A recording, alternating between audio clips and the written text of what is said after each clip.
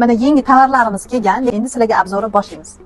Qaranglar, bu nol artrit. Nima uchun? Bu chuvalchendan qilingan, chuvalchenni ichiga solingan, tarkibida juda ham naqalari ko'p, bo'g'im og'ruvlarga, oyoq og'ruv, artrit, artroz, ko'ks artrozlar, yana nima, bo'g'imdek og'ruvlar bilan qiynalayotganlar mashindan olinglar, chuvalchennikidan shunaqa ham zo'r rezultati. O'zimni onam ham ichganlar, ularda ham rezultati zo'r bo'lganini hisobiga olib, mana olib keltirdim. O'zimni shogirdim olib kelyaptilar, buni o'zligi qilishadi. Bu bilan qo'shimcha o'zini mazi bor.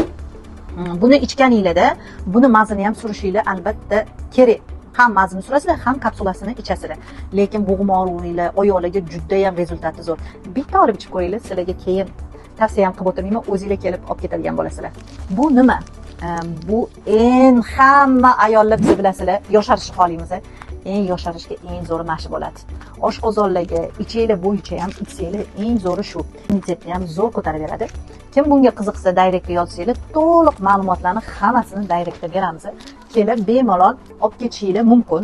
Chernika bilasizlar, ko'pchilik iste'mol qiladi chernikani. Chernika nima o'zi? Chernika asosan ko'z davleniyasiga kelgan, ko'zlar xiralashadi, zreniya pasayadi. Ana o'shanda chernikasini ichinglar, kapsulasini juda ham zo'r foydasi, zreniyalarga foydasi. Ichganlar hammasi, lekin maqtashyapti. Sizlar ham bitta ichib ko'rishinglarni tavsiya qilaman.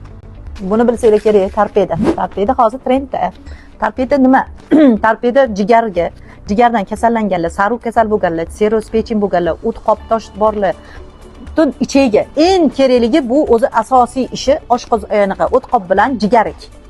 Jigar qon filtrlamayotganlar, jigar yog'i bosganlar, ana o'shalar polniy torpeda ichsa bo'ladi. Polniy ichinglarga, organlarimizga juda ham foydasi zo'r. Qanaqa ichinglar, nima qilish keraklarini hammasini tushuntirib o'tamiz. Kelsanglar bizda mana shunaqa qo'yganmiz. Juda ham mahsulotlarimiz ko'p bo'tdi. Keyin mana bunaqalarimiz bor. Davleniya chiqqanda ichiladi. Ravoch ildizi bu. Davleniyalarga juda ham zo'r. Bularni ham qanaqa ichishlaringizni hammasini tushuntirib o'tamiz. Mana bular ham bor. Yuranglarga bu. Mana damlamalar, giyohlar.